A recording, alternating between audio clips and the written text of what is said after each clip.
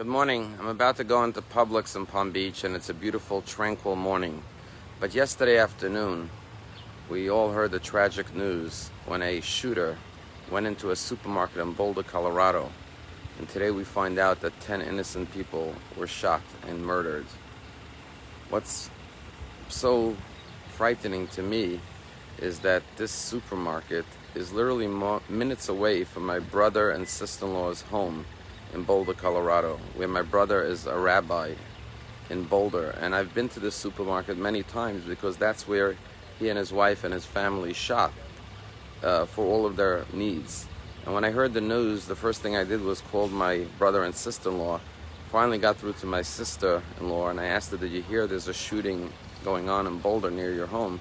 And she said, yeah, I just drove by there to go pick up the kids from school, and I saw police running in every direction to the supermarket. I said, did you call Pesach? I said, yeah, I called him, he's at home. I checked in on all the kids to make sure that no one is in the supermarket. This morning, I called my sister-in-law to see if they know any of the victims. They said the list has not been released yet, but they haven't heard of anything yet. And I realized that many times we hear news, but it's not personal to us. So we hear it, we're sad, but we're not motivated to do anything or to act. But when it's in your own backyard, when it's in your neighborhood, when it affects you personally, you react completely differently.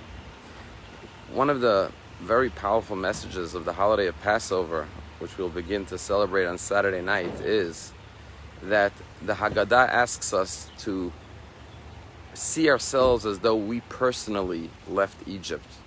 You know, many times people say the following, they say, please don't take this personally. However, the Haggadah says, please take this personally. See yourself as though you are personally leaving Egypt. And indeed, in Hebrew, the word for memory is zikaron.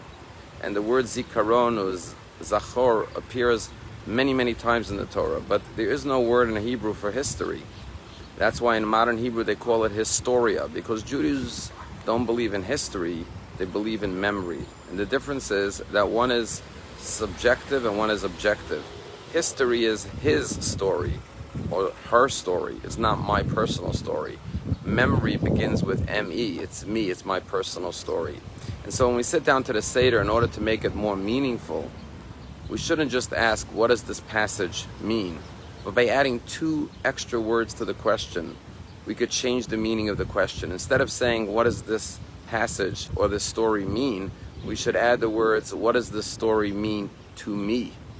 And that is the whole point of the night of Passover, to continue to learn and remember about slavery, about persecution, about oppression, about what happened to our ancestors, and see it as something personal that happened and is happening to us currently, so we could learn the lessons of freedom and God emancipating the Jewish people from Egypt and apply it to our daily lives. And that's the way we turn information into inspiration.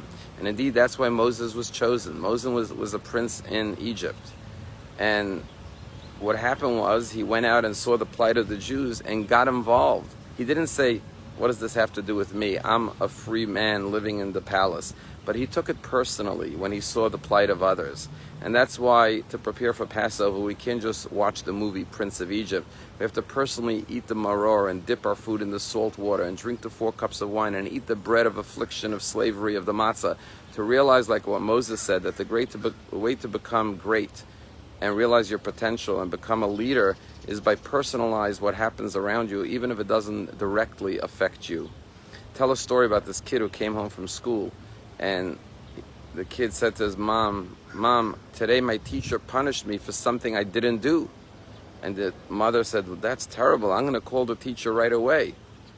And then the mother said to the child, what was it that you didn't do that your teacher punished you for? And the kid said, I didn't do my homework. In life, we are held accountable and responsible, not just for the things we do, but sometimes for the things we don't do, for the things we turn a blind eye to that we could have and should have done something about.